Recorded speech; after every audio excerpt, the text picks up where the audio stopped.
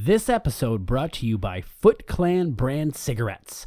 They may have blood on them, but they're still cheaper than the native brand. Hey everybody, we are watching Teenage Mutant Ninja Turtles and you are listening to Miscast Commentary. Oh yes, you is. You're listening to Miscast Commentary, where two guys have seen way too many movies and have way too much time on their hands. I have come here to chew bubblegum and kick ass. And I'm all out of bubblegum. Now here's your hosts, Joe Findlay and Todd Murray.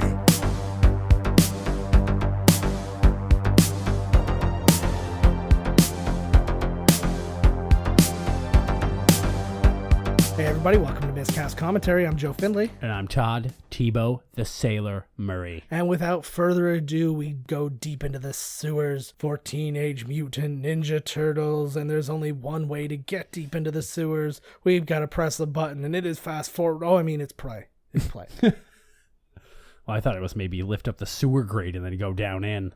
We've got a great system here, but it's... I liked hearing back in the day. Okay, well, no, I didn't. I was going to be like kids, going into the sewer, but kids were injured. Like kids were going into sewers looking for the Ninja Turtles and, Oh, shit. you know what I mean? Yeah, I did not Back know. in the day. Oh, here we go. Is that the Windy City? Oh, look at Is it New York? Yes, I was going to say, is that the Windy City as you're looking at the Twin I know, Towers? right? Way to go. The winds of change. Fur. Is that real fur, lady?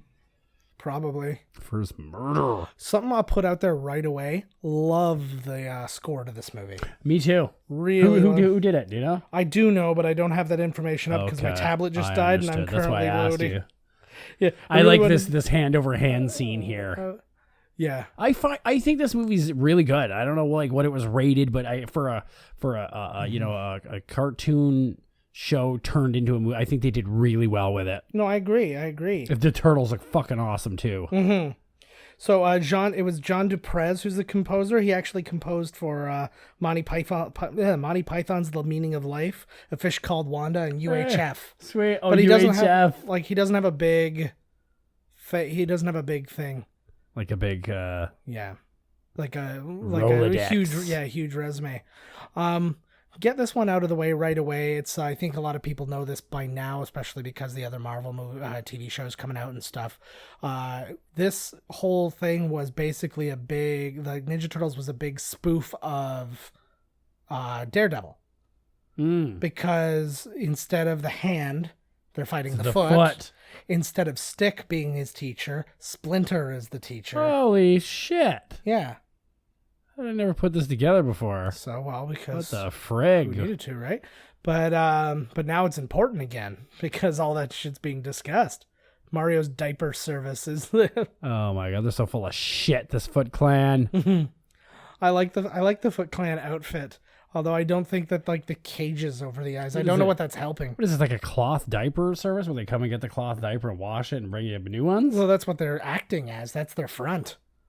Oh man, that lady that put her diapers out on the front porch is going to be so angry. Yeah.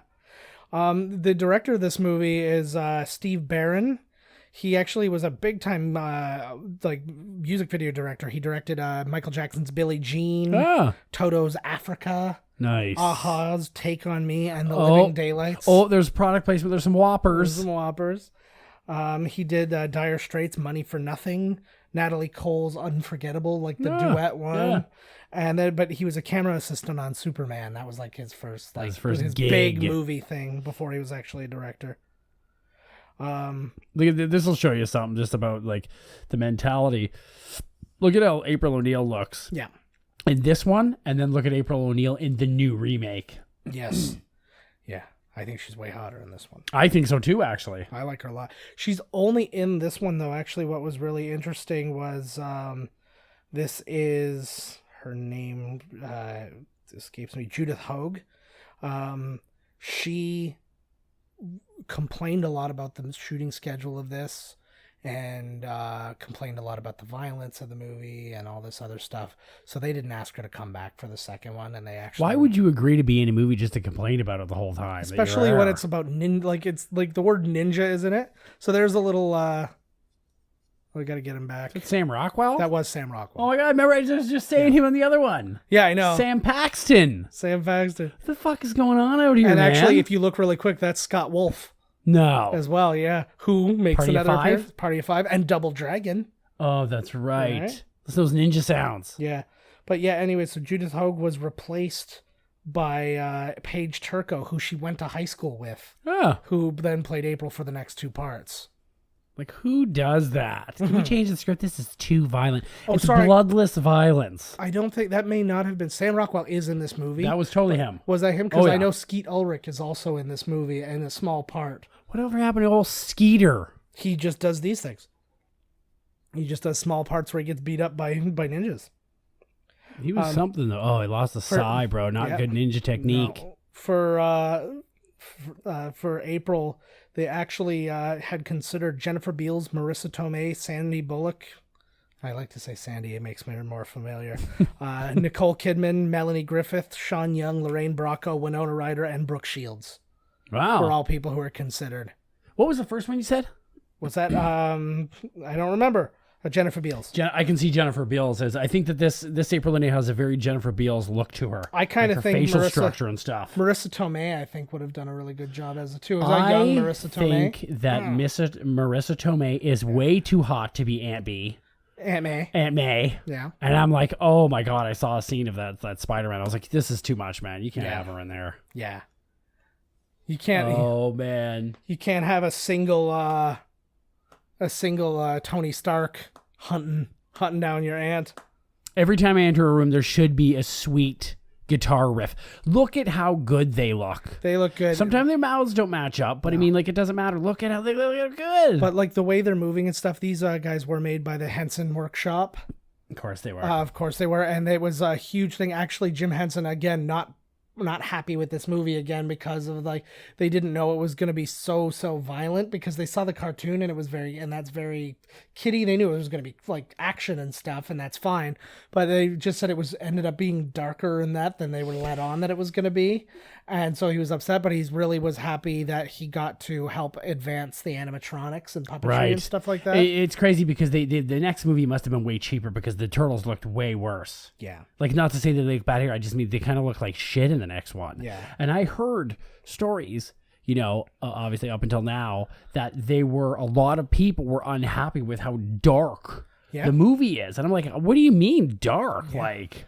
Well, this director... What do they mean? Like literally, like the themes? Or what are they talking about? Like, yeah, well, it was actually even darker. A lot of just, like, depression and... Like, there were scenes that were cut out of this movie where Michelangelo, when they were on the farm, was so depressed. And it was like, he does that turtle wax joke. Yeah. Like, he's like, hey, turtle wax. And then everybody starts laughing. It's because during the thing, he gets super depressed. And, like, there's a punching bag. And he literally punches a hole in the bag. He gets so angry and stuff. So it's just this, like deadliness. Like, Splinter is the only one who's not embodied by a person. There's nobody in the body. It's all puppet. He looks good. Which makes sense considering how he is. His voice is Kevin Clash, that of Elmo. The same guy who quit being a member. He was in the Jim Henson group. So before he was Elmo, he was doing stuff for the Jim Henson Workshop, and then he moved on to Sesame Street to do Elmo from 1985 to 2012, and then that's when he was accused of fucking a bunch of young boys. Yeah, and which he's been acquitted of twice. They said, like, basically, these people all came forward as adults and said, oh, he had sex with us as children. And there was no proof that happened. Right. But he admitted openly to having sex with them as adults. Right. So. Huh. So who knows? Who's your favorite turtle? I was always a Michelangelo guy back in the day, man. I think I lean more towards Donatello now. Oh, mine's always been Raph. Yeah, I know yours was always Raph. Oh, yeah, buddy. I always loved Raph because he had like the bad attitude. I always liked Michelangelo just because he was so like everybody loved crazy Michelangelo. And whatever. But the thing was, as I got older, I'm like, he's unprofessional. And then I liked Donatello because when I was in karate, I used a bow staff, and B, I like that he's the smart one, that he like, plans. So there's so much weird stuff in there. Do you think that you can tell a woman's personality by which Ninja Turtle she's more attracted to? Yeah, it's probably if she answers your question, don't date her. That's the thing. So, like, because I feel for some reason if the girl liked Donatello, that would be the girl for me. Yeah, it's not bad. I like he's going out to a movie. So a lot of the things that happen in this, they actually took from like 6 or 7 different comics and took little bits, like the bit where dude goes to ends up meeting Casey Jones is a comic, right? And then like one of them is like mortally injured, which happens later. That is a comic and that sort of thing. Raymond Chow was one of the producers of this. Actually, a really crazy resume. He did a lot of the Bruce Lee movies. He did like The Big Boss and Enter the Dragon. He did the Cannonball Run movies. Oh, nice. He did Rumble in the Bronx. Good and movie. Then this, to fall in with all his other awesome martial arts movies. I'm really watching these masks and everything now. Yeah. It's just... It looks good. I remember after this movie came out, we loved it and all this stuff. And I remember that I was promised by a family member that they would make me a Ninja Turtle costume. Oh, yeah? And it never happened. Oh, well, maybe one day. And that's why I kill small animals in my free time. Nice. So we just saw Donatello and Michael. Here he is. Yeah. So here's the Domino's guy. Interesting thing about this, Domino's is the pizza you see during this movie when they order pizza, but it was Pizza Hut that spent $20 million on an advertising campaign to tie into this movie. And it's done. They must have been pissed. Yes. I would imagine so. Well, it's not like they did it ahead of time. Like this was already shot when they did that. I think it was just like nobody's going to care what's there. Like, I think nowadays they would make you do a reshoot. Oh, absolutely they would. Well, and then you have like... or you'd like have to Demolition digitally Man. put like a different... Yeah, like Demolition Man changed from Taco Bell to KFC. Right. Or whatever it was, right? I don't think that's right of the Turtles. I lived in a place once that was like impossible to find. Yeah. And we called pizza, and it was like 40 minutes, or it's free now, but it was 30 minutes, and I think I was a minute late. And you know what? I felt bad because I was like, you know what? How the hell? You got to tell the guy, we're down in the sewer, great. Yeah. How the fuck's the pizza guy supposed to find you? Cheap ass Ninja Turtles, get a job, tip the pizza man. Yeah, I know it. So starting to talk about these guys. So Critters. I love Critters. It's a great movie. So we'll start with Raphael. Raph is the only person where the guy who did the voice is also the person who's in the body. Oh. So it's Josh Pais, I think is how you pronounce it. It's Pais, so it might be Pay. I don't know. But yeah, he's the only one to actually do both. Now again, they're just like the regular like walking around actors. There were stunt performers who wore these too and stuff like that. I like how they went flying when they tripped. So when he was purchasing the movie ticket, the lady at the booth never looked at him in the face? Yeah. Like, what the frig? This is a thing that is a common thing, especially in New York. They're like, oh, look at this. It's New York. This is how people are. The Casey Jones outfit is outstanding. It's killer. This killer mask. It is. That'd be a good, easy one to cosplay as. I never thought of that. Yeah, Casey Jones. I've seen a lot of Casey Jones. Yeah. Oh. Yeah, but it's still a good one. I don't have any hair though, so it's another I can't do. I could do Tatsu. Yeah. I like that everything has to be sports though. So this is Elias Koteas, as anybody would normally know. Canadian boy, born in Montreal. He was in Look Who's Talking 2, Gattaca, Thin Red Line, Zodiac, Shutter Island, A Very Harold and Kumar 3D Christmas. He's currently on Chicago PD. Oh. I like that they got him. He's like a serious actor. Yeah, it was good. Actually, he's got a great quote here, too. My one attempt at being a hero, a vigilante in the park looking for bad guys. It was fun, especially with Jim Henson and the puppets. It was cutting-edge technology at the time. It was a magical summer in Wilmington, North Carolina. I got stopped by kids, not kids anymore, they're 25, 30, saying, there's Casey Jones. There are worse things in the world. Brings a smile to my face. Yeah. I was like, that's a cool quote. Well, I hate when like super serious guys do things like these, and then they always look back and they're like, this was the garbage part of my life. Yeah. And I like, it's the thing that everybody knows you for. Yeah, like why look down on it, right? Yeah. He still had a career. That's probably why. And you agreed to do the movie. Yeah, So if it was that big of a exactly. deal, don't do it. I would love to do everything. I would love to do serious stuff, and I would love to do crazy, silly stuff. Like not like Snow Dogs. I think that the Ninja Turtles got typecast. I could see Raphael in Cat on a Hot Tin Roof or absolutely. Michelangelo in a, but they should do that like Michelangelo in a buddy movie with The Rock. He would You know, make like- a sweet Tevye in Fiddler. Exactly. Like what the hell? You're like Raphael the Ninja Turtle, Death He of a could- Salesman. He could seamlessly replace Vin Diesel. Oh, he didn't have any genitals. Yeah. You could replace Vin Diesel with a dead animal, and you would be like, that performance was riveting. Yeah. Did you see in the There was some preview emotion. for Fast and the Furious 19 where he's like kissing Charlize Theron? Sorry. That guy there, that is Josh Pays, who is Raphael. The guy right in the there? back seat. Yeah. Oh, no shit. Yeah. Sorry. Anyways, I go never ahead. said anything. Oh, Oh, I just saw that. I remember seeing the preview for the new one. He's kissing Charlize Theron and he's looking like all evil over it. And I was like, oh my God, Vin, like, holy fuck. it's just the whole movie is just a big Vin Diesel hand job. Yeah. Where he's just like, I want to be the most badass person, and the only way to do that is I have to go against all of them, and that they're all afraid of me. Yeah. Because they know that I am the strongest of them. They're in a sewer, which probably can have a lot of gas and stuff like that. I feel like lighting candles is like the dumbest idea. Oh, they've been down there for a long time. Yoshi. Nice. His master was a dinosaur that Mario rode. Ate and everything. and pooped out coins. I pooped coins once. Swallowed a whole roll Yeah. of quarters. Anybody who's watched the remake of this, Tony Shalhoub takes over the role of Splinter. He does? Tony Shalhoub's the voice of Splinter in the new ones. No. And Johnny Knoxville is, Michelangelo. he's Leonardo. Really? Yeah. I can't remember who everybody is. I think now Johnny Knoxville's the only like well-known person who's one of the turtles. No shit. Yeah. That's weird. Oh, he's the voice actors. He's in the cartoon, you mean? No, in the live action, like the Michael Bay ones. Oh, God. Yeah. Jesus, Michael B. What the fuck? Like, Yeah, he couldn't sneak sexy women. I into know, like, those. what the shit, man? Yeah.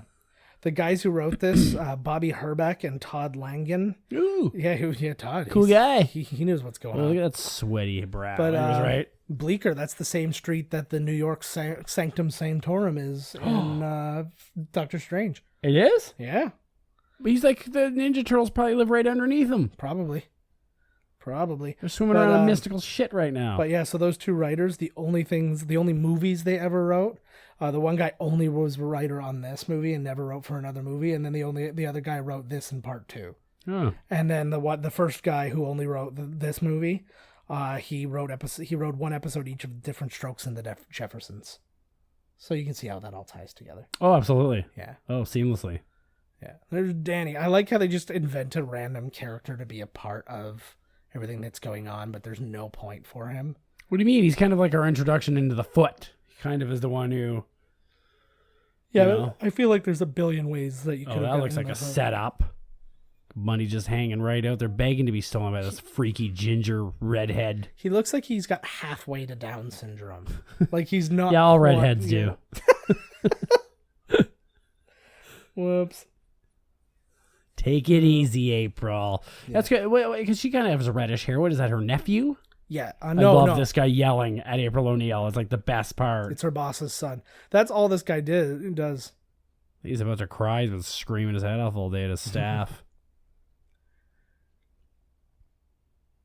It's a weird interview situation. Usually they don't have a full lighting setup unless it's like a. I know. He's got the brow sweat rolling. Oh. I feel like that's his main job. How do they get because antennas will not work underground. That's definitive. So do they have cable? Did they run? I don't know. Is that the Noid? It is too. Look at the top of the TV on the left. Domino's Pizza. Domino's right? Pizza. Avoid the Noid. He ruins pizzas.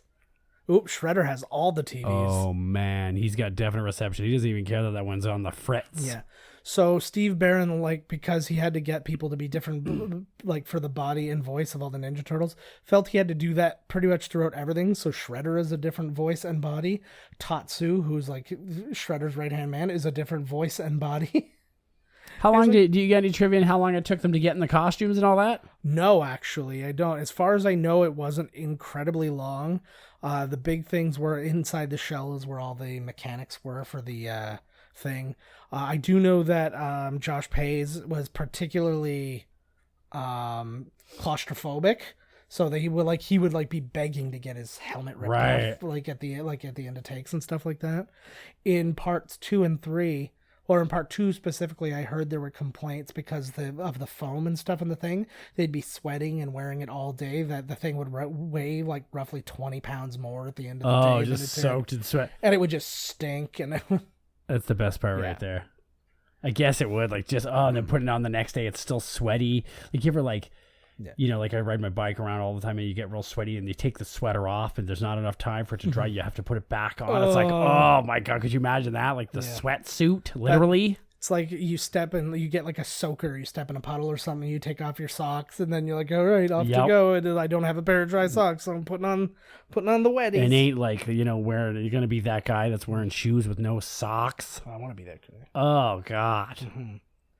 Hey, where's this? Is this an old non-used? This looks like in Toronto you can go down and see one that's not used anymore. Well, this is just a sheer set. Almost none of this movie was shot in New York. They only got a couple shots just to have this is definitely New York, like that Bleecker Street thing and whatever. The rest of the movie was shot in the sound stages in North Carolina. Huh.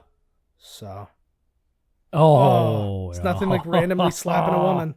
Or, just got a sigh. If you don't know how to that wasn't a piece of gum, you liar. If you don't know how to use a sigh, it won't work. Yeah, she felt maybe she just held it out, it would do its own thing. Yeah. Oh, punches a lady. Nice guy, huh? Yes. Well, in the last movie we did, somebody got kicked in the pussy right away. So let's. Oh yeah, there was a pussy kick, but he lost his shoe and everything. Yeah. So, like, when you do consider, if you compare, like, the action in the cartoons to the action in this, it is more violent. It is more like whatever. Yeah. So, and that's, like, I think people felt a little, I don't know. How are they supposed to stop people? What are we supposed to be looking at here? I don't know. I think they were looking for, like, what ended up happening because people complained so much in part 2. If you actually notice, nobody uses their weapons in part 2.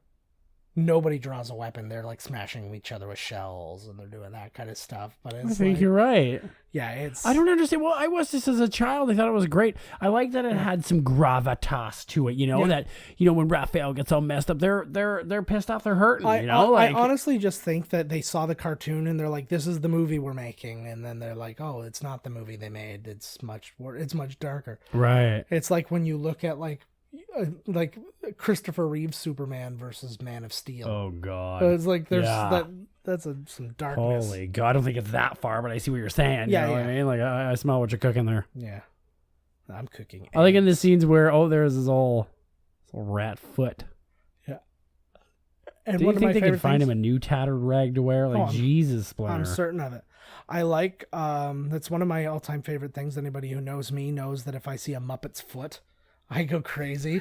Like whenever you see, like it's Oscar the Grouch. It's my favorite thing. Whenever you see Muppet feet, like there's scenes in the old Muppet movies where it's like they're riding a bike, so their feet are attached to the bike. Oh my God, yes, like Kermit the Frog and Miss Piggy in the park. Yeah, this would be very freaky, I guess. If you were seeing it all for the first time. Oh my God, waking up. Yeah. Oh, not now. You'd be like, hey, cool. Yeah. So the turtles in the comic were about 3 feet tall. So probably closer to Splinter's size. They were between 3 and 4 feet tall. They were? But obviously because like the people who are performing are not between 3 and 4 feet tall, they had they just made them taller. They just kind of let it go. Oh yeah, I'd be freaking. So this movie, when it came out and when it was all said and done, it was actually the highest grossing independent film. Yeah. No, it was the highest grossing independent film of all time at its time. This was considered an independent film? It was. It's no studios behind this. They were all thinking the same thing. They were like, "Oh, we don't want another Masters of the Universe." Right. So nobody was backing it. So it was like De Laurentiis Pictures or something like that, which is just kind of its own production company, but not a distribution company or anything like that. Went and did it all themselves. Ah. So it has since been beaten like thousands of times by different movies. But the current top 10, Crouching Tiger, Hidden Dragon was number 10, Pulp Fiction number 9, Fahrenheit 9/11, Good Will Hunting, Juno, Blair Witch Project. Can I guess what number 1 is? What number are you on? Yeah, Shakespeare in Love's number 4. Okay. My Big Fat Greek Wedding's number 3. Slumdog Millionaire number 2. What's number 1? Natural Born Killers. No. Passion of the Christ. Ah. $611 million. Holy moly. And No, all of that went into friggin' Mel Gibson's pocket. Yeah. So, oh my God, look at this. Look at them turtles running around on mutagen. This is the closest thing you get to actually seeing mutagen. Nobody ever brings it up. Look at him. So in the cartoon, this is a big difference. In the cartoon, the Splinter is a person who turns into a rat. Oh, that's right. He's Hamato Yoshi, and he turns into a rat that they call Splinter. But in this, he is Hamato Yoshi's rat. Look at how cute that is. Yeah. Look at that. Wow. So they decided to be retro for this. They're using like an old Super 8 camera to shoot this to make it look different from everything else. It's old. Yeah. It's an old flashback memory. There should be some haze around the screen. Is this a memory? What is a dream? I don't even know what's going on here. It's a story with some black box. Oh, I like that. Ooh. Thanks. Did you have to say that to all the people in the room? Like, you know what I'm saying? Yes. Oh, sorry. I was talking to April O'Neil. I thought that was just introducing like for us at home. Yeah. You know? Does anybody not know? Yes. That's when Splinter looks right in the camera. Everybody got it. Everybody up to speed. Look at Yeah, of water course they around know, the old yeah. sewer. Well, it's weird because it's like the sewer, like it's the sewer they're in, like changes. It's like sometimes it's like I don't believe the storm sewers are directly attached to the train, like the underground train. Oh, back into stuff, the and- 80s or 90 they were. Yeah, I have no idea, but I just literally don't know. I'm just saying. That's see where that's that second time around Antiques and More. Yes. That's where the old prostitutes also stand. That's their Nice. spot because it's more than their second. That is a great little moment. Corey Feldman was basically told that this was not going to make any money. It was just going to be a tiny little thing, and hopefully they'd make a little money on VHS. He was paid $1,500 for this role. Seriously. Thinking it was just an independent little piece of garbage. So he accepted the role, and then it ended up making like millions and millions of dollars. Yeah, well, once you see these suits, you must know, like, man, something's going on here. This ain't some cheapy friggin'. But the thing is, he never was on set, right? Oh, He right, went to 'cause a he just recording did his studio and voice. did the That's voice. right. So, It's really caught on to these turtles pretty fast. yeah. Well, I'm glad, though. I'm sure we don't need multiple scenes of her fainting, waking up, fainting, waking up, fainting. Freaking, she's Yeah. way in her. She's got nice legs. Ralph's not into this shit. Yeah, I didn't like. I don't know if it was just necessary to them or whatever, but like why? Like he's so against everybody else. Is he just the first one to hit puberty? That's So, like, about he's- what it is, yeah. Well, you gotta have one that's the sulky, broody. Yeah. How was it? Mm-hmm. Was it Joe? Was it? What else do we have? There's a lot of product placement going on here so far. What's on the table? Oh, there's a Pepsi. Yeah. God, I miss the old look of Pepsis. The white cans. They came out with retro Pepsi a while ago, Yeah. where they use natural sugar instead of cane sugar. Yeah. Nice. I also found pop in a glass bottle not long ago. Look at that was weird wicked. painting out there of a dog. Where my dog's at. It looks like when Snoop Dogg turned into a dog In the video, yes, it does actually. It really, really. did. Snoop Dogg, yeah.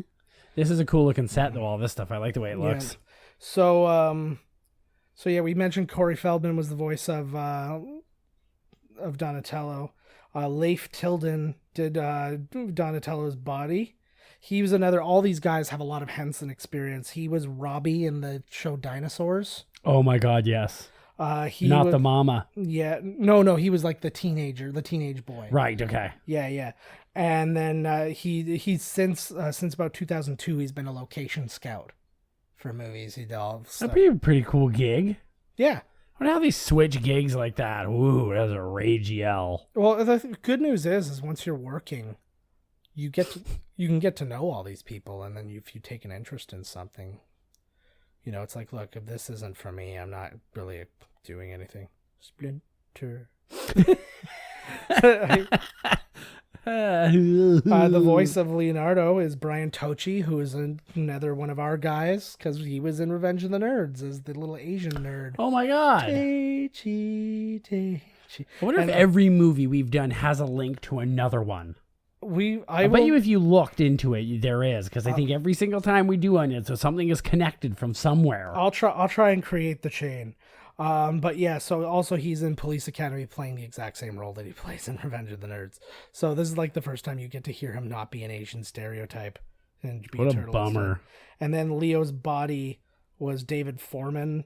He did stunts for Superman 4, Tomorrow Never Dies, Last Samurai, Batman Begins, Skyfall. He's in Game of Thrones. He did Rogue One. Who? What's this? This is David Foreman, the Leonardo's body. And we did mention last week. We mentioned Ernie Reyes Jr., who's in part Three 2. Ninjas. Well, no, Surf Ninjas. Oh, Surf Ninjas. But he's Three Ninjas. Three Ninjas is the three brothers. Well, actually, so is Surf Ninjas. Yeah. But it's basically It's like the same movie, except there's surfing in one. It's like Mac and Me and Yeah. E.T. Yeah. So, well, except Mac and Me was sponsored by McDonald's. But, Oh, God. yeah. E.T. was sponsored by the greatest director of all time. Pieces. Yes. We just towed out. Oh! They move like ninjas. Oh, it was just a panda. I made the mistake in Mirrors before. Nice. So, but we did mention that Ernie Reyes Jr. was in the Donatello suit, and he was, but just for fight scenes. So it's the one guy, the Leif guy, until it's time for some karate. But Ernie Reyes Jr., again, another cool connection. We talk about it all the time. The Last Dragon. He's the little kid in The Last Dragon. Oh my God. And to this day, he's still like a high-end stunt performer and stuff. Ernie like Reyes that. Jr. Yeah. And I like seeing him in movies and stuff. He's great. And you still see him from time to time. And like he was in, he's in all sorts of stuff. He's very muscly. Stud. He's a young stud. Well, he's not so young anymore, but. Yeah. Michelangelo's body is Michelan Sisti, and this was actually the first thing he ever did was this movie. But then he's been in Henson's suits since. He was in Theodore Rex's couple of different ones. Oh my God! He wasn't Theodore Rex himself, but he was different ones. But those are Jim Henson. That's suits. bragging rights, bro. Yeah, and then he was in the Muppets movie, like the recent one with Muppets Most Wanted. Jason Segel. Yeah. Oh no, sorry. That's the second. And then the most recent Muppets TV show, he was in suits and stuff. So this is the how do you not join the Foot if this? I know this looks like the coolest place ever. And again, this is actually something. If anybody's watched the Iron Fist, this is kind of what's going on with the Hand. You actually see a lot of you see their place, and it's about them bringing in a lot of young people and all that. Not in this fashion where there's gambling and all that kind of stuff, but. So another Pepsi can back there. Yeah, this set. This is like Dave and Buster's, man. This place kicks ass. It pretty much is. So there's Sam Rockwell down at the bottom. You won't do it? Do it. Like this is a guy who I love, like Green Mile and Iron Man 2. He's a great actor. There you go. If you haven't seen Moon, that's Foot Brand cigarettes. There it is. So yeah, this set, where this soundstage is, this is the same set that they used for Super Mario Brothers and Dino Hatton. Yeah, a lot of Pepsi. Oh yeah, this is why this is my that favorite an MC Hammer song playing right now? Yeah, this is what we do.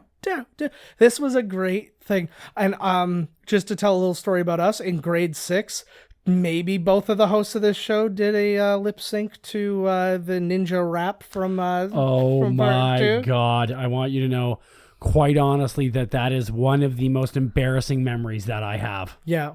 Oh my! And then the fact that I thought that we had won because there was a piece of paper on the ground with the names of all the groups going. Yeah. And we just coincidentally were number 1. Yes. But I remember when I saw the page, I was like, man, we won. Yeah. And we walked out of there like, yeah, we're the shit. Yeah. We were the shit, all right. Oh, check his pulse. That's a good. It's just a flat out good lesson. But yeah, so the Super Mario Brothers used this soundstage for Dino Hatton, and The Crow used this stage for Top Dollar's nightclub. Sweet. So it's all the same area. It's very large. This warehouse is like a celebrity. There's Narc. Yeah. Oh, here he comes. The Super Shredder. That was just regular. Yeah, the Shredder. Super Shredder was Kevin Nash. It was Kevin Nash. What a terrible movie. The second one is WWE. garbage. And Toka and Razar. Why wouldn't they make it friggin' Bebop and Rocksteady? Nothing. Like, what the hell? Like, yeah.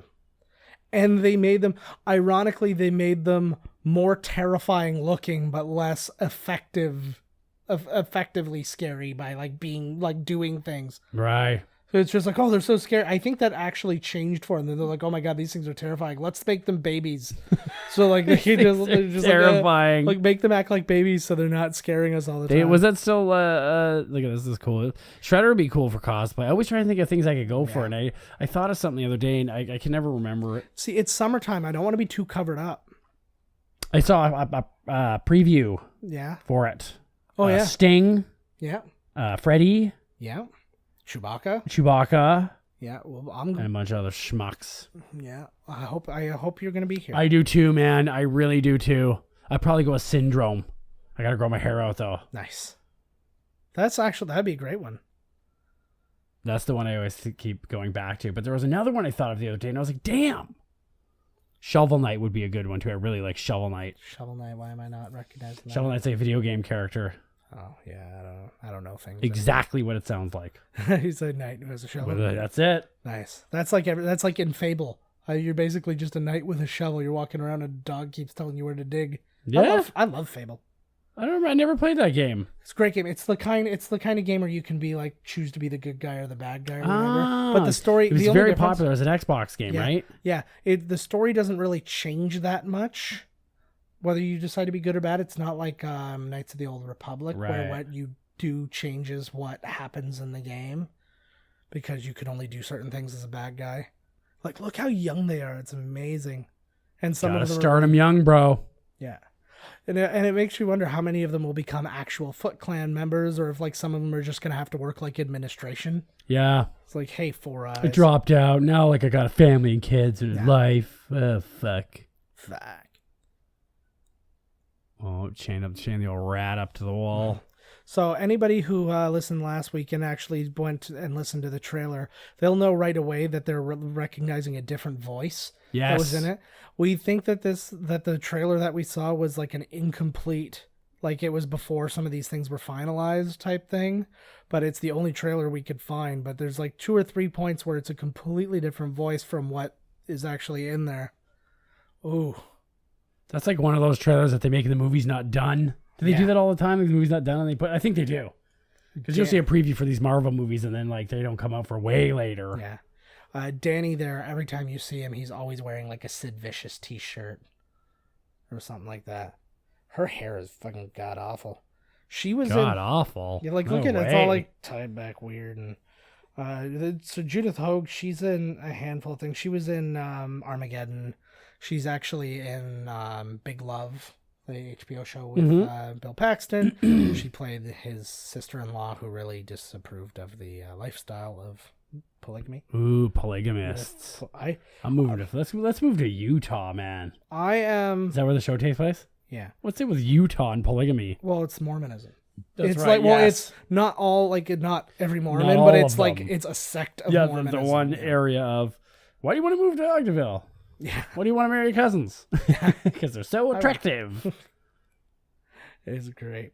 So yeah, Judith Hoag, she was in that, and she's currently on Nashville. So that's April O'Neil? Yeah. Hey, good so for she's her. still working. Yeah.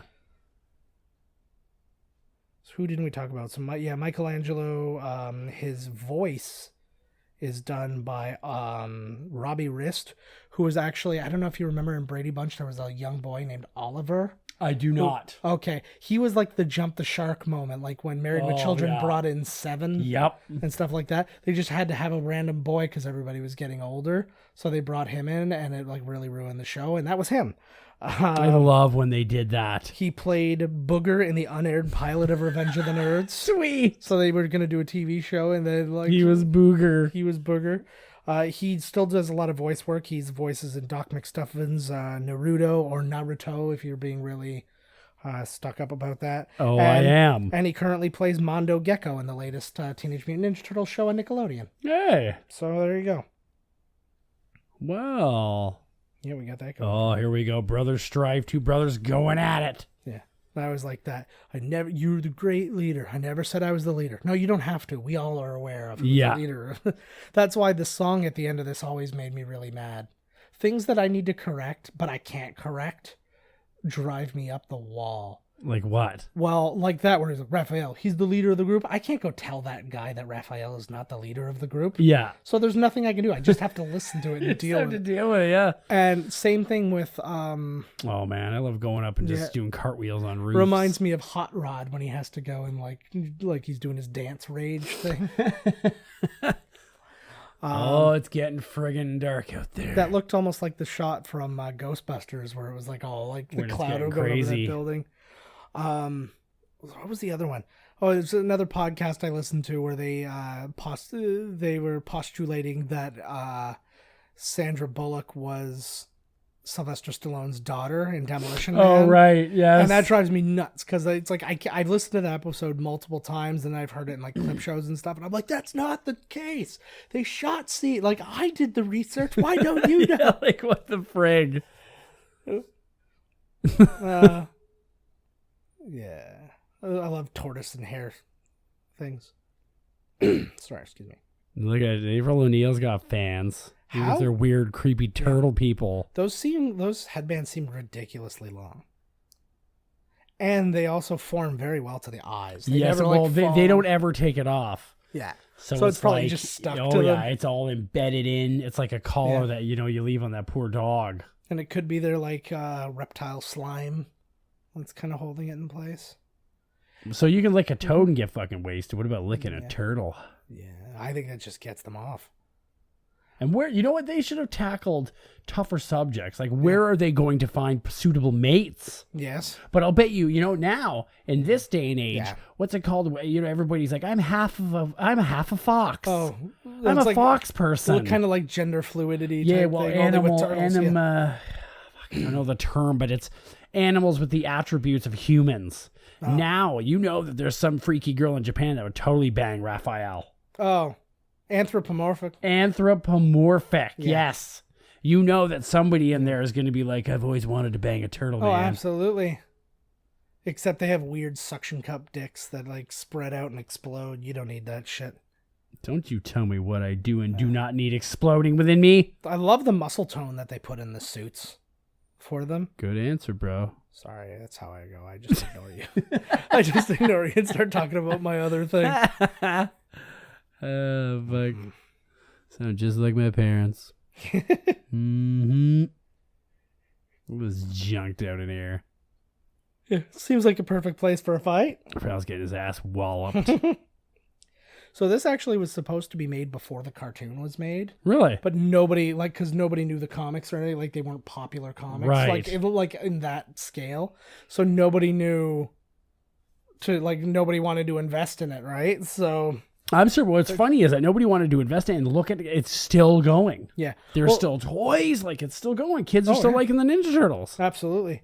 Well, what's funny is this movie was screened for the toy company who made the toys originally before there was ever a cartoon or anything like that. What'd they think of it? They did not like it so much to the point where they did, again, with the violence and all that stuff, they didn't make toys for this movie. Really? Because they were like, we're not going to be involved with it. We'll do for the cartoon and... I like that scene that we just we just saw when Raphael hits the ground. Mm-hmm. One or two of the other turtles touch him, and you can see their hand foam out on the shell. It's like one of the only times. It's a great scene. Well, I also like it because it's one of the only times that you really see Michelangelo as being talented to the point where he's probably the best with his weapon. Well, I don't know about that. Well, but for as far as style goes, the nunchuck is the one. Like, look at how good he is. Nobody else does crazy moves with their weapons or anything. They just work with them, right? It's true. And Not that we haven't seen. No, yeah. I was in the understanding that Leonardo was the best of them all. Leonardo's probably the best fighter of them all, but maybe in terms of the weapon of choice, he's better. Yeah. Yeah. How the fuck? He's just mastered his weapon. Oh. I liked using a bow staff. Didn't later on his bow get longer? Or am I thinking a different hero? In some of them, does he have like kind of a techno bow? I know when he was watching... I'm thinking fucking Black Panther or something. Maybe.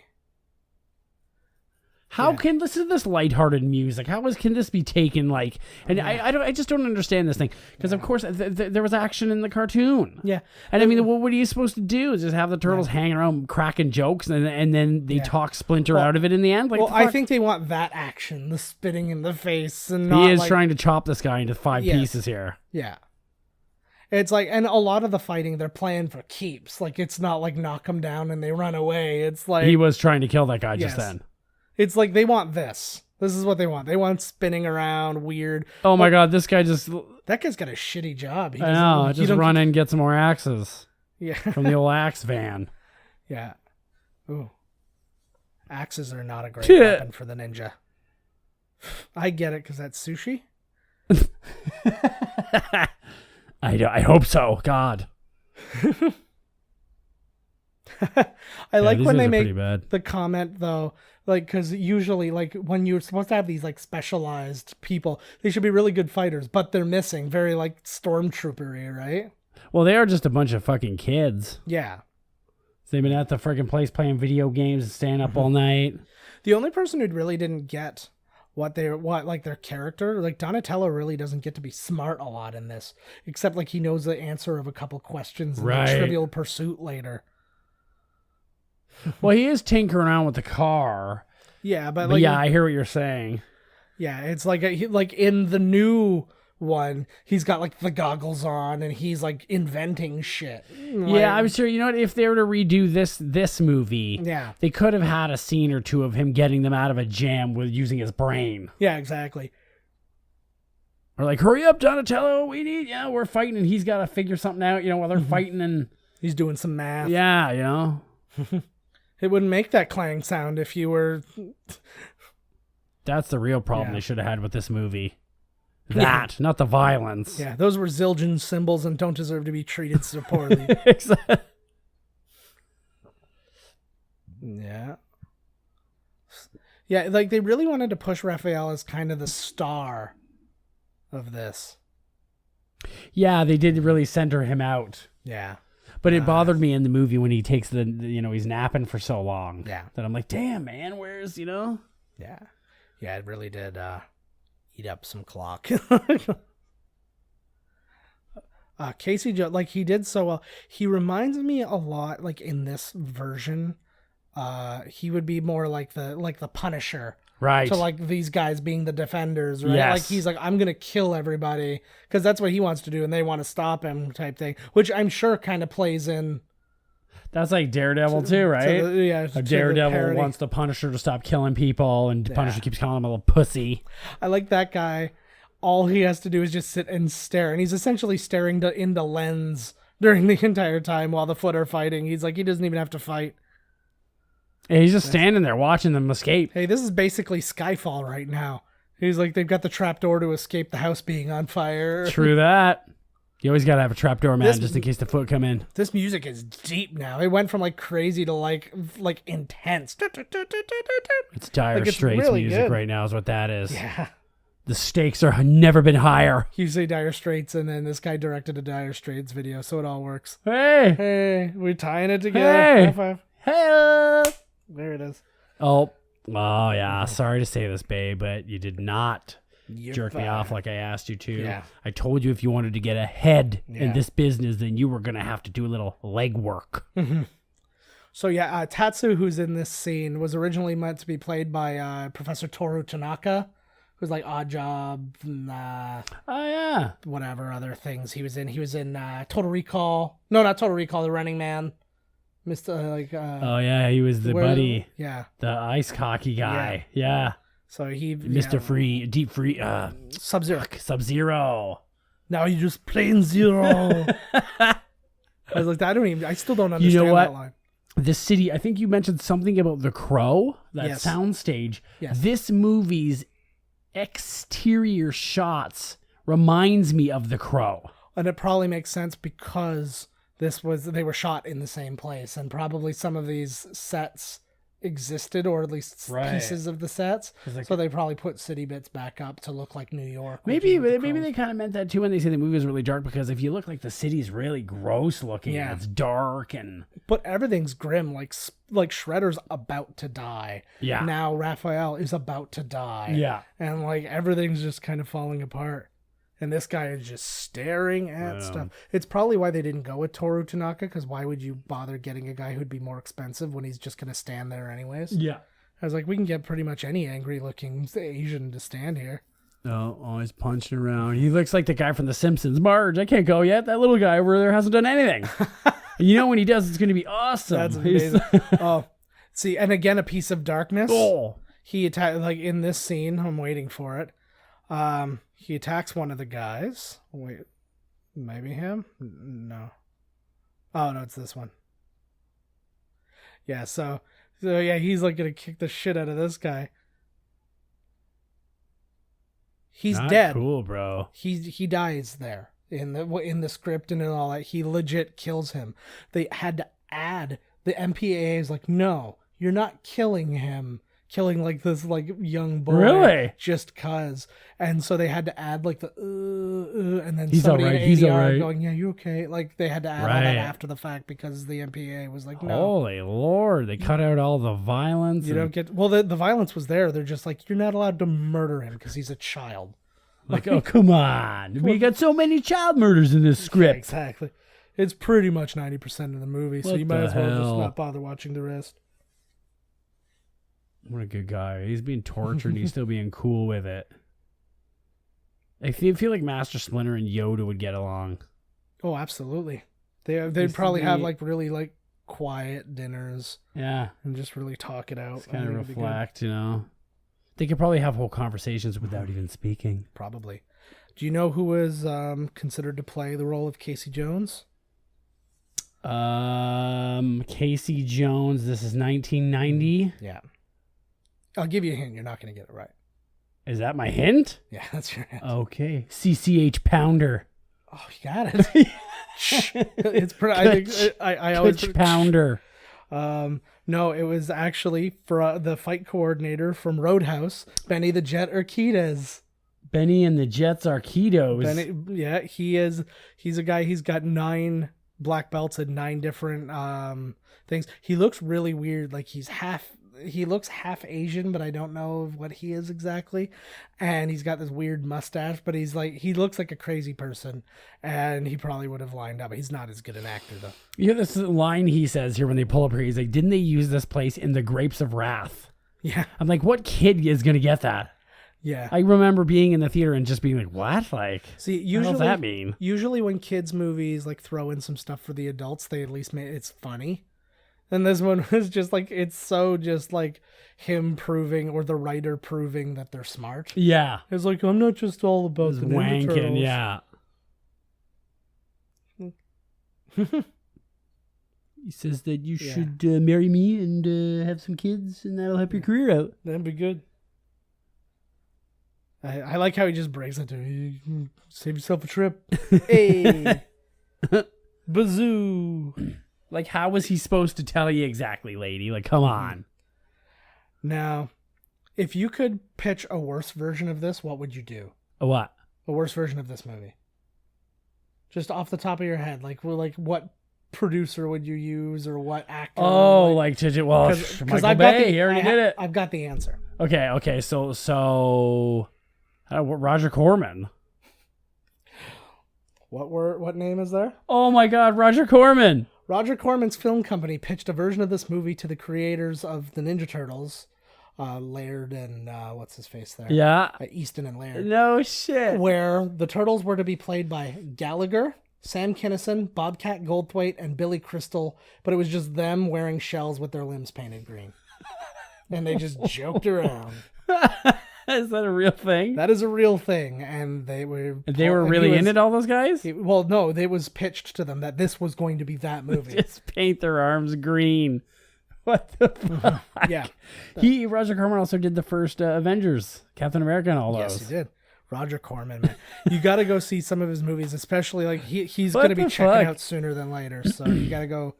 He's got a new one. A new one came out. It's like a gory one or something. Roger Corman is the first Trauma. Yes. Like he absolutely. Like Roger Corman is just a guy who wants to do what he wants to do, and he's just like, this is gonna be about bikini girls getting murdered by, and then like throw a dart to the dartboard. I love that idea, man. Just have these comedians like they'd ever do it. Yeah. And then just paint their arms green. And the only reason those guys were named because they were popular at the time. Exactly. Police Academy 2 was out, and like Gallagher was popular, and Sam Kinison was Gallagher starring in your movie. But Billy Crystal has no place amongst those three people. Billy Crystal was on this like echelon. Yes. So was Sam Kinison, but at least Sam Kinison had like a weird like gimmick that was outside. Who would Sam of the Kinison norm. be? Raphael? He'd have to be Raphael. Gallagher would be Donatello. Leonardo would be Billy Crystal. Bobcat Goldthwait would be Michelangelo. I'd work that out. The woman who edited this, one of the editors of this, I think she was the one who came on to edit it after, like the original guys, like Steve Barron and that were fired. Right. It's Sally Menke. I think I'm pronouncing that right. She ended up becoming Tarantino's editor. She's edited all of Tarantino's movies. So before you were saying like Leonardo was so depressed, this is where they had to cut some of that out, where they snorting lines, and they also cut out some extra training and stuff like that too. Right. But like this is already kind of down in the dumps, so imagine adding more, even more, and it was like a lot of choral singing, and keeping in mind that this is for children. And it's just like a bunch of like bummed out children. Just bummed out turtles. You just got a bunch of children smoking. Yeah. Drinking, smoking. Yeah. Toots. Ooh, something I forgot to rights now, buddy. Something I forgot to mention before. The Turtles origin stuff that was all shot on that Super 8 was all directed by Brian Henson. Yeah. Yeah. So that was like one of the first things he Jim Henson's son, right? Yes. He was the second unit director on the movie, and he directed all that stuff. So. No shit. Yeah. Oh, I have a feeling these guys are gonna fall right in love here. I hope so. Oh, jeez. Like I wonder if that was a planned moment or if that really just. I'm guessing it was planned, but I'm sure somebody just released. He's awake. I'm going to try and do this really quietly. I have to stand up. Yeah. My ass. Yeah. Like a chair ass. Fierce. Yeah. Oh. Is that me? No, I blame you, but it was me. It was me. Jeez, I've been sitting, man. I feel like I got WrestleMania ass. Oh, I hear you. For like 7 hours. Yeah, non-stop sitting. Watching guys I can't stand. I should just try and set it up for the couch next time, and we just pull the mics back. Oh, it's all good. We're trying to keep this as non-professional as possible. I'm sitting on a guy. Well, Carrie was talking about professional recording and stuff. We actually know somebody who's like recording a CD and stuff like that, and that's awesome. And I was CD? Like he's like a crooner. Oh, wicked! Like in that realm. He's crooning. I haven't heard a good croon in forever, man. He's a hell of a singer too. But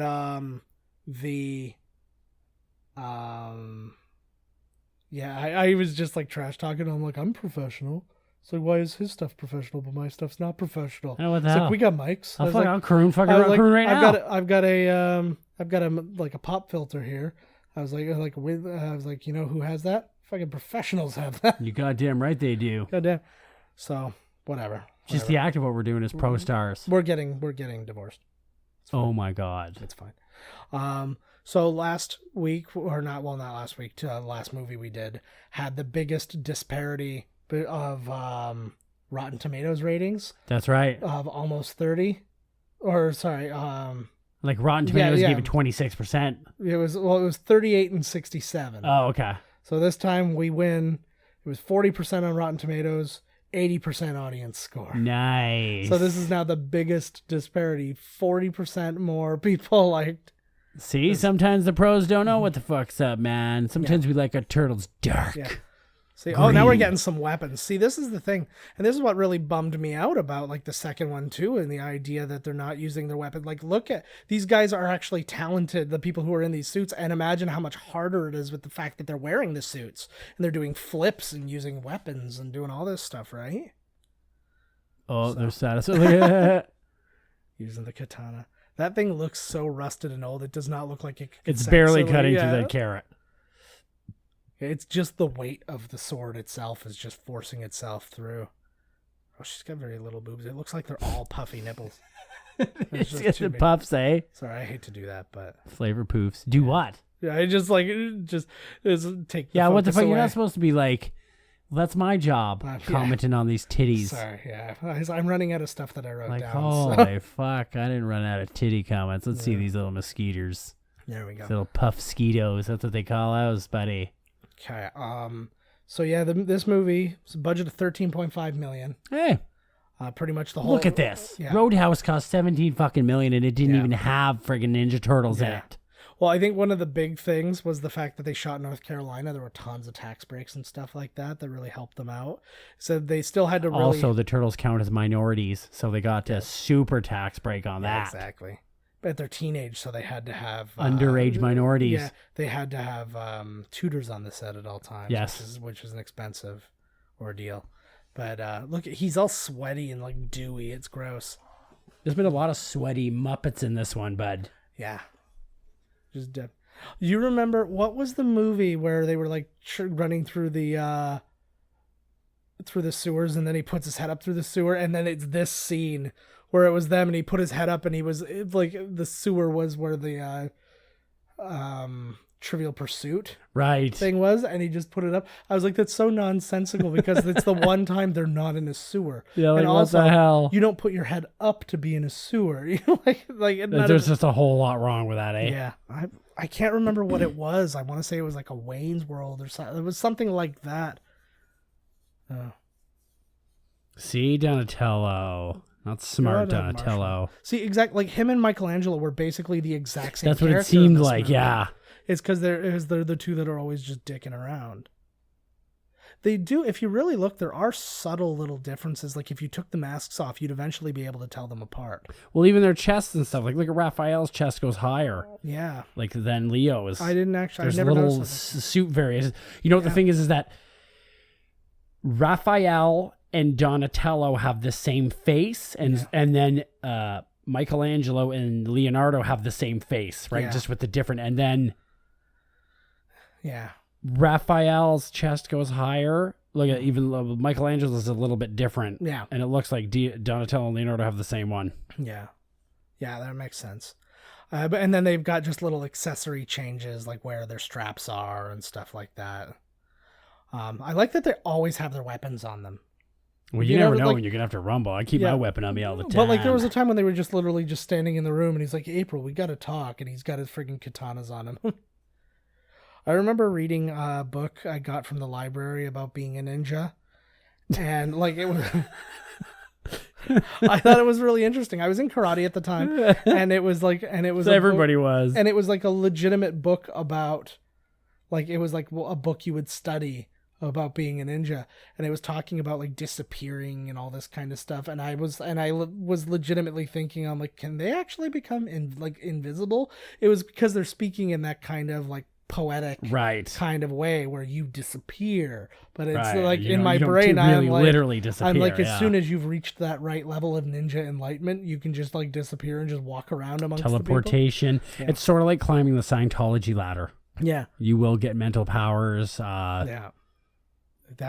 Getting my library card was my stress test. Did we miss the scene where he's walking? Oh no, I think it's coming up. Mm-hmm. It's like my favorite scene in the whole movie. Yeah, I think it's coming up right now. Nice. They're hitting it off now. What did he play? So I guess they're saying he played hockey professionally, but what was that mask from? Because that mask has not been a hockey mask ever. Oh, we must have missed it. We were yakking.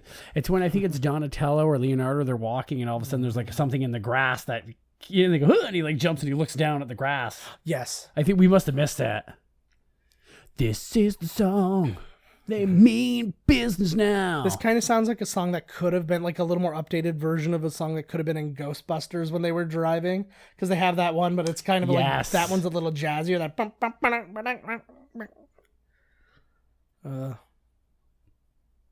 Why are they bothered by the rain? Turtles live in not these guys. Turtles live in water. Yeah, no, Casey Jones seems to be enjoying it. Yeah, Casey. I'm not entirely certain that Casey Jones has a home. Yeah, what's the deal with him? Yeah, I don't think He was hanging out on the rooftop. Because otherwise he's like, oh, I'm home. I'll just go home. They don't know where I live. So I'll just meet up with you guys some point instead of... He's going to pretend. He's going to be one of those guys that pretends he goes home, Yeah. but really he goes and like sleeps in the park. Yeah. So we talked $13.5 million budget. How much money do you think this movie made? 13 million, you said? 13.5 million. I think that this movie made... Are we just talking like overall? Domestic box office. 45 million. 135.2 million. Woo! It debuted at number 1. It beat Pretty Woman, who was in its second week. It beat Hunt for Red October, Driving Miss Daisy, Lord of the Flies. It stayed number 1. Of course it did. Listen to them snoozers. Yeah. It stayed number 1. Well, one of them won an Oscar. 2 of them won. Actually, that's what I just said. nominated. Snoozers. Fair enough. It was number 1 for 4 weeks. It beat, like, as new movies came in, like Ernest Goes to Jail, Crybaby, and Miami Blues all came in. Miami was fucking awful. But for the next 3 weeks after that, it went down to number 2. Pretty Woman went back up to number 1, but it spent 12 weeks in the top 10. You know why I went back up? Mm-hmm. Because the dude comes with his girlfriend. He's like, we saw Pretty Woman last time. Let's go see Teenage Mutant Ninja. No. I'm not going to see Teenage Mutant Ninja Turtles. We're going to see Pretty Woman again. Yeah. I'm not. How many boyfriends were sucked into going to see Titanic 18 times? Oh, Jesus. I'm so glad I was single during that period. Oh, we were one time. One time I saw it, yeah. Yep. Yeah, we girls be going back like 7 times. We went and saw it to see it. I think the only movie a girl really ever roped me into going to see was That Thing You Do, and that wasn't like as a date. That was as a group. That was just like, we want to go see That Thing You Do, and we're like, we want to be near girls. You smell good. So, I'm looking for some deep dish. I had pizza yesterday. It almost killed me. I have a genuine problem with that. What New Yorker is asking for a deep dish pizza? It's Chicago. They're pizza connoisseurs, though. Yeah, but they're in New York. They're in New York. They are not asking. I never, back in the day, I didn't get that. I knew that it was bad. Yeah. I just didn't know what penicillin, like, was it mold? Yes. It's because it's derived from mold. Yeah, he is homeless. Sleeping in the truck. That doesn't look comfortable. So I'm very excited our drive-in's opening back up this week. Oh my God, it is? Yeah, and there's some good movies. It's Logan is Playing with Life. Oh, sweet. And I got to get somebody to bring me the drive-in. There you go. I love the drive-in. And what else was playing? That's literally one of the things that my girlfriend said that like can't be done is like going to the drive-in. And I was like, you know what? I don't care. Yeah. We do lots of things when you're asleep. Sex, enjoy things. Yeah, you fall asleep the right way. I don't need you for anything. That's it. I'm like, whatever. That's fine. Fucking love the drive-in. Yeah. And what was the other one? It was Beauty and the Beast and something else. Holy shit. That Beauty and the Beast movie made like $350 million in like just 5 minutes. Carrie took Abby and a bunch of people went with a bunch of their kids. And the parents liked it so much that they're all like, we should just come back without the kids. I think, Hermione was popular from the Hogwarts ones, yes. But I think this is going to push her even further. I think now we're going to see her like we didn't see her in a lot of stuff after the Hogwarts anthology. No. What the fuck is the name? Well, she was in the Perks of Harry Potter. Harry Potter. She was in the Perks of Being a Wallflower. Not Money Monster. Stuff. But something. She's got one coming up actually that looks really good with I can't remember the name of it off the top of my head now, but it's all about like surveillance and stuff like that. I think she's gorgeous. She's absolutely gorgeous. And Tom Hanks is like the bad guy in it. So and he's like it's kind of Tom Hanks is the bad guy. Yeah, like it's very much like that movie with Tim Robbins and Ryan Phillippe. The computer one, Antitrust. Yes. Yeah. It's very much like that, except this one's all about like surveillance and drones and all that kind of thing. But like it's them, and then Who's the director? I didn't see. Huh. And then Patton Oswalt is in it. It looks really good. Patton Oswalt's in everything now. Yeah, He's like the new Sam Jackson. yeah. He's in Mystery Science Theater 3000 too. I think he's the bad guy. I haven't seen any of it yet. I'm really looking forward to it. You haven't seen anybody in days. Look at them crusty eyeballs. Beauty and the Beast is playing with Rogue One. The drive. Rouge One? Yeah. What else? Smurfs and Power Rangers. There's only Oh, 3. God. I'd go see, what's it called in Life? Logan in Life? Yeah, I'd go see that. It's the only way I'm it's gonna the four-banger. It's the Dusk Till Dawn. Oh, yeah. Yeah. I like doing those. I can't do them with Carrie. She doesn't stay awake through the second movie. She's usually almost asleep during the first one. So I make it through all 4. So, okay, so here we go. Here's some more of the origin stories. So, again, like we said, in the cartoon, he was Hamato Yoshi.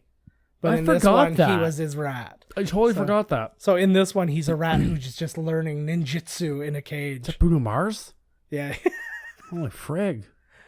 But, like, so old school. I do like how they have this like 8mm kind of footage going on or whatever it is. Yeah, it is 8mm. Good job. Super Hey! 8. Super 8. That's what it means. Yeah, this kid's got nothing but Sid shirts, eh? Sid Vicious. Yeah, he's a dirty Dirty Sid punker. boy. I remember it well.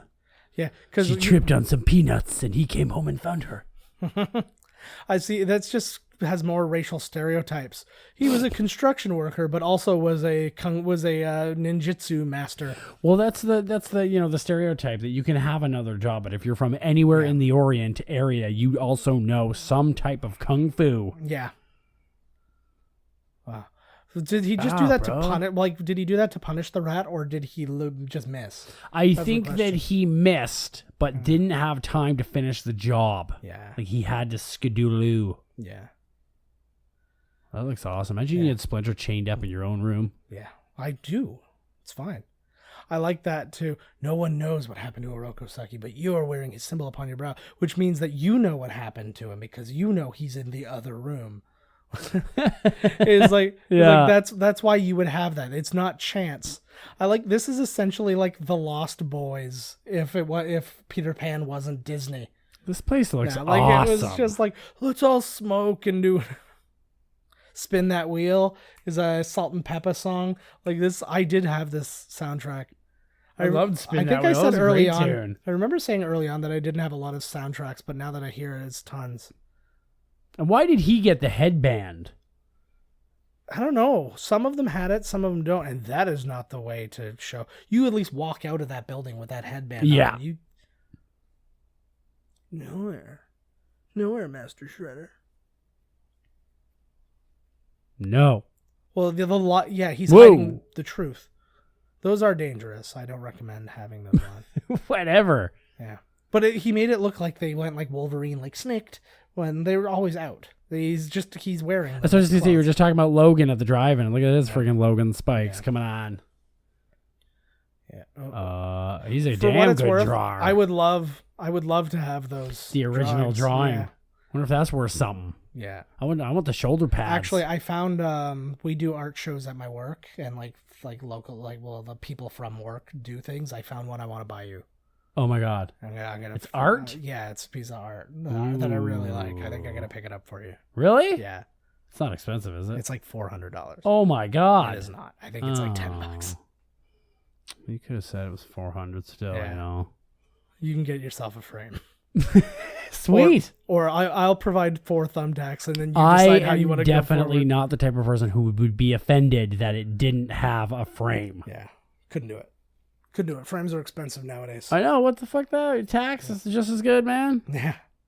Hork on the back of the poster and slap it up there. Little Elmer's glue and one solid slab. It was like they glue, back in the day, and it was just like kind of like a change purse that you would squeeze the tip open. You know what I'm saying? I know exactly. Yeah, and the glue, it was kind of like a honey. Glue. Yes. Like a fucking honey container. And you press down to the thing and the hole. Yeah. And then, yes. It's kind of erotic. I'm imagining that that's steam, so it's not that it's chasing them off. It's burning them. It to is death. burning their skin off. Yeah. And the turtles, for some reason, are totally unaffected by it. They're turtles. Yeah, no, but they cook.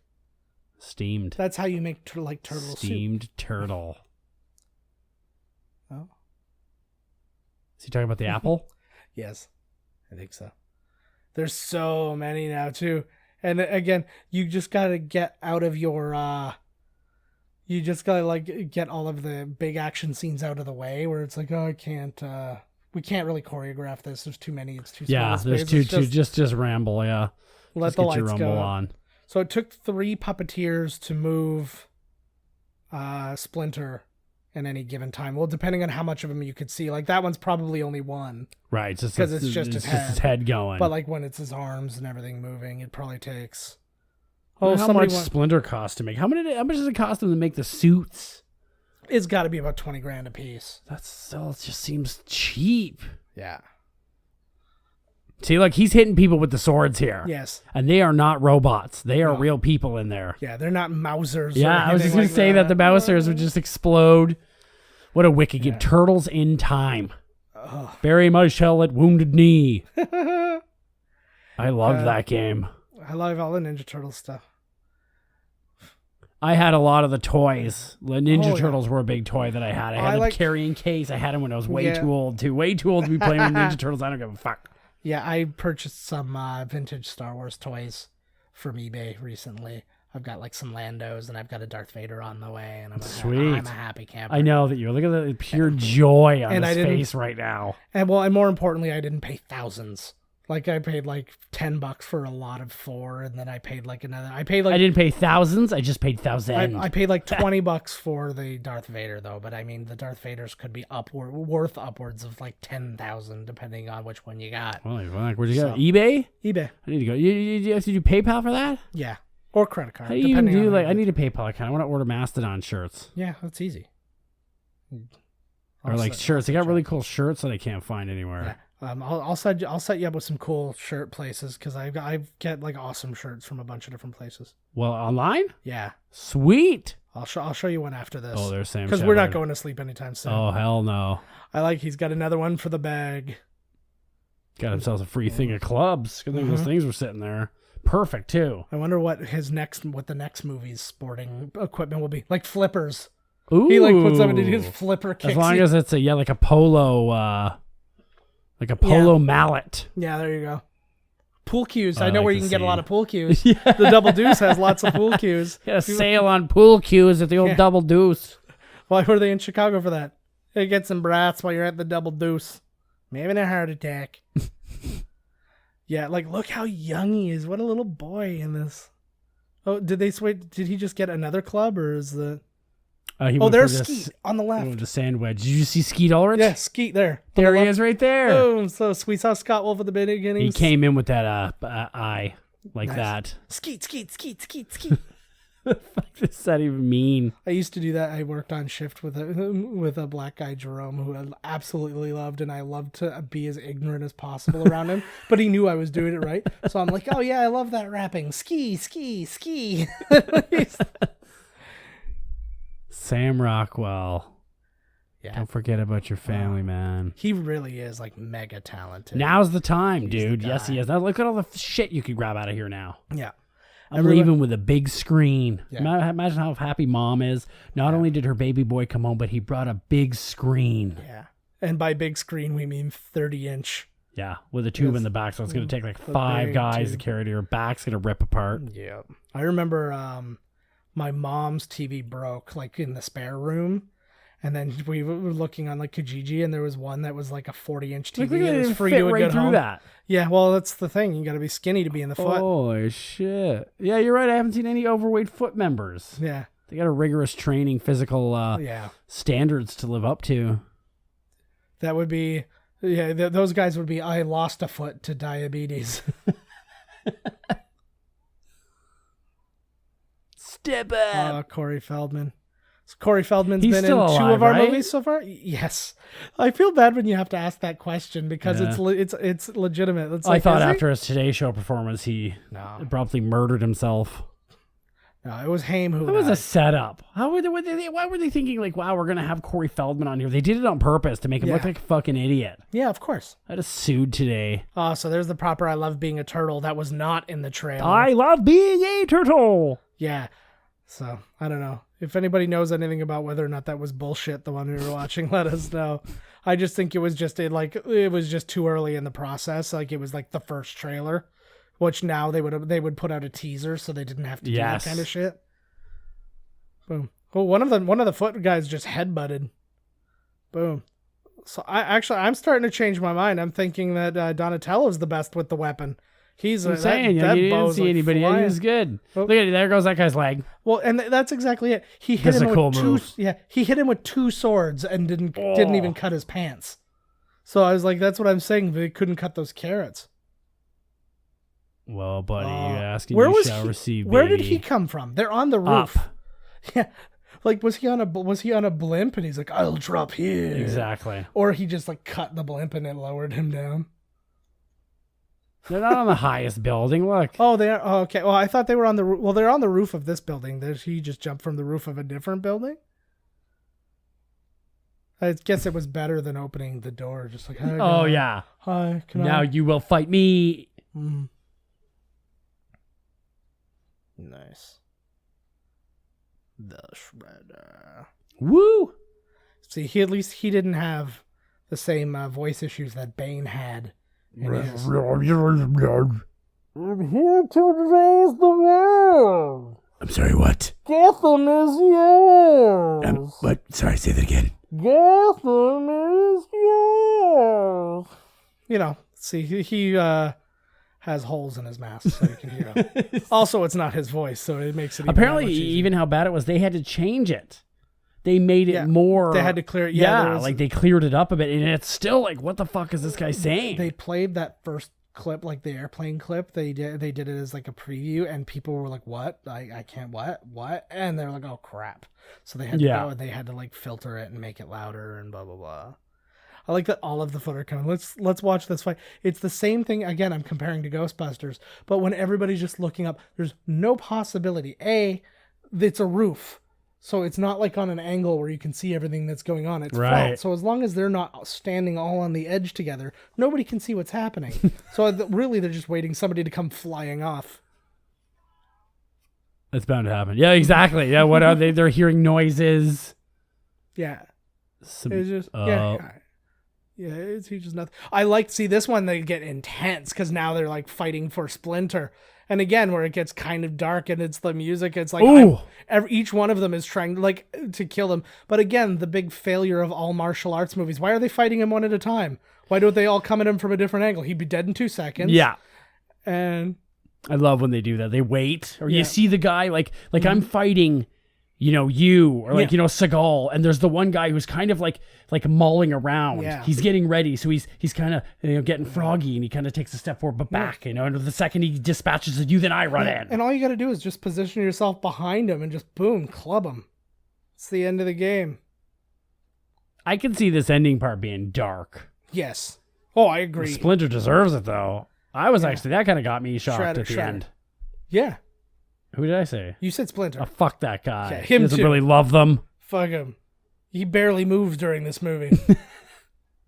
See, and this is where I get the bummer. See, and again, why did he get hurt by being hit in the shell? Literally the hardest part of him. It's meant specifically for his protection. If anything, when one of them was in real danger, he should have went into the shell when he went to go like do the claws or something like that, and then he Right. tried to claw him out of the shell. Did you do any of them? I know he puts his head in the shell in the one scene, Michelangelo. He just ducks his head. Well, it's because he's so big. They're so big, they obviously can't fit in their shells. No, but I mean, like, they should have done that. Have they done that in any of the movies, any of the Michael Bay ones or anything, where they all fully go into the shell? Not to my knowledge, but I didn't see the second Michael Bay one. He dies. Huh? Really? I thought this was just a fight to say mate. Kumate. Yeah. Jesus. Yeah. Oh. That'll come back into play later. That looked like it was just 2 sausages with a teeny rope in between that. It's a sausage link. Yeah. Yeah. See, even he's saying, you guys could have beaten me if you like did it right. Oh. Who was he just about to kill? Oh, Leo. Yeah. So now Splinter is almost dying rat who can barely move, but he can take it. Okay. Yeah, he's got like that Aikido thing, man. He's going to use your own weight against you. Yes. He's calm. Hamato Yoshi. He's confident. Yeah. Oh, he's taking this off. I remember you. Good scars. You're that rat that I sliced his ear, and now you're bigger, and I recognize you. They don't recognize him as being Shredder until he takes off the mask. I was like, he just told you a pretty complete story that was pretty definitive. And now, see, and he was just talking about like the right way to attack and stuff, and now like look what he's doing here. Yeah. I'm just gonna run at the edge of a building and hope for nothing. Well, I think the sight of Splinter might have broken his confidence. His seems fair. Yeah. Except for the fact that he's already seen him several times. This is not the first time he's seen him. Yeah, you're right. He was sort of chained up to the wall there for a while in the base. What was his end game there? He just tried to kill him by throwing like a knife or a dagger or whatever it was. So then he would have instantly fallen to his death if he did that. So yeah, here's a little bit of murder. Yeah. There were 2 Foot Clan members in there as well. And No, they fell. Oh, they fell, but I thought they fell into the garbage truck. I didn't see. They might have. Okay. Because he backed into the you're ladder, right. Okay, so he throws the knife at him so that he catches it and falls to his death. Yes. Or he doesn't catch the knife and the knife smokes him in the face, killing him. Yes, and he falls to his death. Yeah. Good plan, Shredder. This is why you hired teenagers. I was there. I saw the whole thing. Yeah. I didn't have anything to do with it but the end result of goodness. I feel like that really angry police chief's going to get it. Round up all the black kids. And I like how the head of the news thing, who's not a reporter, is the one who shows up in the news van everywhere. Let's get to it. Let's get to work. Here's Danny. Oh, Ginger snaps. I'm switching sides. Oh, that one kid there looked like he looked like he was wearing like the McDonald's Days of Thunder sunglasses, like neon sunglasses. Those are awesome. I actually have a bunch of pairs of that I got from the Niagara Wine Festival. Somebody had a bunch of them, and it just has like the winery on the side instead of Days of Thunder, but it's all the neon and stuff. We took like a dozen pairs. They always sell them to theme parks. Yeah, you know, it's one of those cheap glasses. Yeah, it's nice to have because he's grown up. He's just Dan. He's like, oh my boy.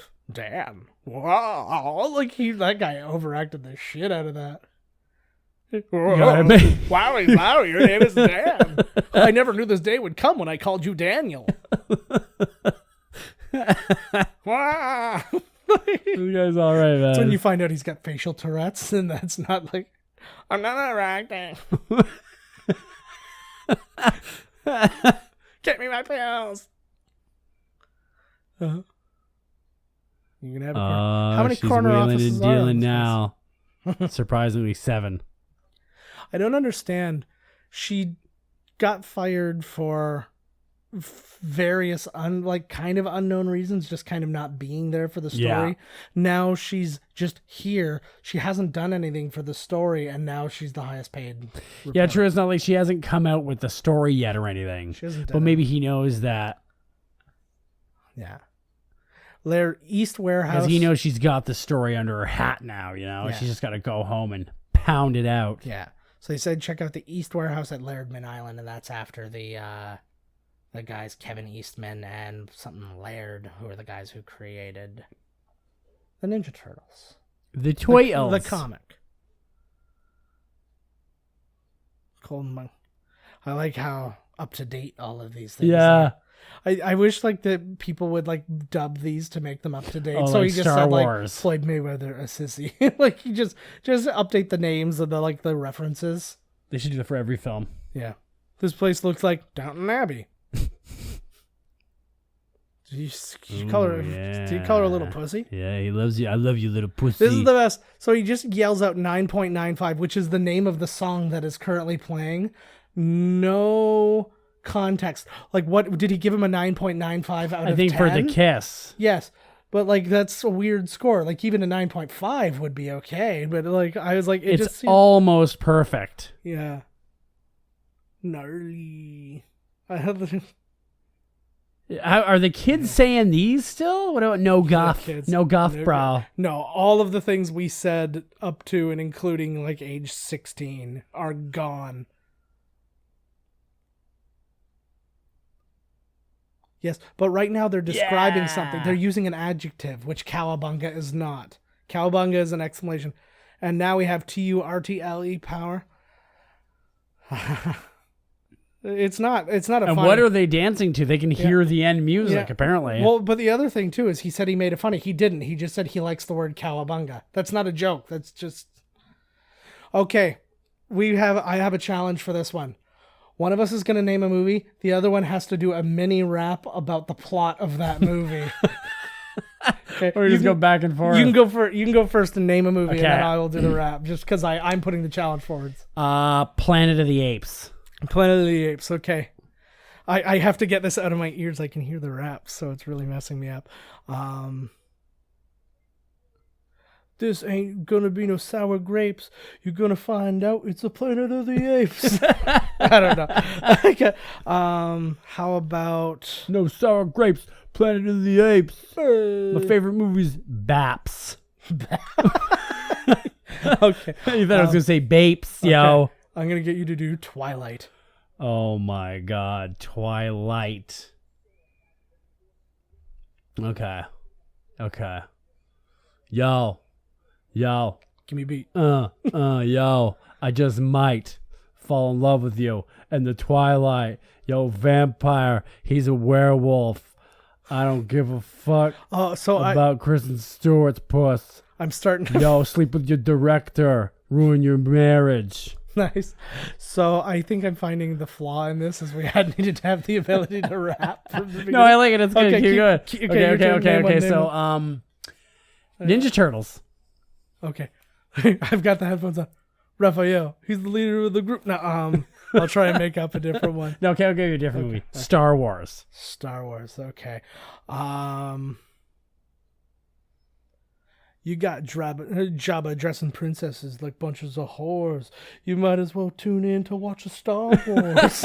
I like that. You can see the sides of Slave Leia's bum with Jabba and his little pet salacious crumb. That was really good. I knew you'd do Star Wars well. He's been thinking about raps for Star Wars his whole life. Leia wrapped the chain around Jabba, make him dead, and I see that Luke Skywalker's a fully trained Jedi. I got nothing else. Okay, give me a movie. Okay, let's do Roadhouse that we did, our last movie. Okay. I ain't going out like a dirty old mouse at the Roadhouse. Punch you in the mouth. Terry Funk, straight bringing all the gunk, booze, smelling like a skunk. Nice. Two chumps working for Johnny Treehorn. What is his name? Jackie Treehorn. Yes. Writing down things on the paper. Pencil porn. Oh, I like that, actually. Well done. That didn't have anything to do with the Roadhouse, though. But all right. I think we got enough for one more each. yeah. All right, give me one. I got enough mad rhymes. Yeah. Okay, Terminator 3. Oh my God. This movie's not good for kids. It's great for teens. It's Terminator 3: Rise of the Machines. Let's see. That was good. I forgot that the second title was Rise of the Machines. Yeah. Terminator's getting cut, feeling no pains. John Connor running around with that girl Claire Danes.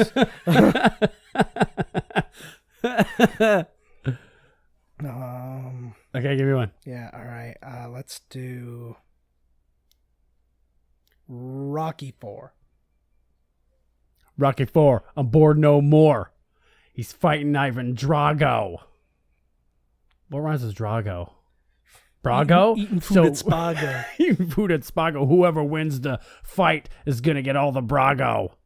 What the fuck's Brago? Bragadio. Bragging rights. Fighting rights. Nice. I'm fine. Russia versus USA keeps me up at nights. Nice. Yeah. Yeah. Technology versus nature. Nice. Treadmill versus snow. Nice. Don't count out Stallone. He won't give you no low blow. Okay, I love it. Although he would give you a low blow. So there's his 9.95 played again. So there it is. I love 9.95. I'm going to give your raps a 9.95. So there it is. So thank you guys all so much. Oh, that was what the cartoon they were watching was Aesop's Fables Tortoise Beats Hare. I've only ever really seen that as Look at all that. There's thanks to Burger King, Domino's. Huffy Bicycle Company. I don't see any friggin' pizza. Well, there was no pizza. It was Pizza Hut. Pizza Hut. Yeah, well, they didn't provide anything for the thing. They just did a weird sponsorship after the fact. So yeah, man, thank you all so much. Yeah, thanks for if you're still here after our wonderful raps. Yeah, thanks for staying. I feel like somebody just bootlegged that shit. And I feel like we might be in a rap album tomorrow. Nice. I'm all on board for that. Dre probably just heard this and he's like, I got 2 more white boys now, man. Exactly. He's like, hell yeah, here we go. We're gonna be the white crisscross. Started from the credits and now we're here. Fuck. Working backwards every now year and by again. year. Every now and again, I know one thing that makes it sound like I'm totally up to date with everything that the kids are doing. And then as long as nobody asks me any follow-up questions, we're okay. All right. Thank you guys all so much. Feel free to reach out to us as always. Twitter, Facebook, miscastcommentary.com. We want to hear from you. Make sure to like, subscribe, comment everywhere, okay? This stuff, especially on a place like YouTube and Google Play, it helps us get seen more. So anyway, tell all your friends that we're cool and hip and we can rap. Yeah, it's a nice free way to support the show. What is? By sending us money? Well, no, that's not free. Oh. Money's free not to free. me. The Dire Straits would say money for nothing. That's right. But chicks for me. Yeah. Or something. Yeah. Talladega Nights or something. I don't know. Thank y'all so much. We'll be back next week. We're going to announce the next movie. We're going to decide on that sometime tonight, but it's very late, right? Yes, we will. It is very late here. It's good. We are taking off. Thank you guys all so much. Good Thank night. you.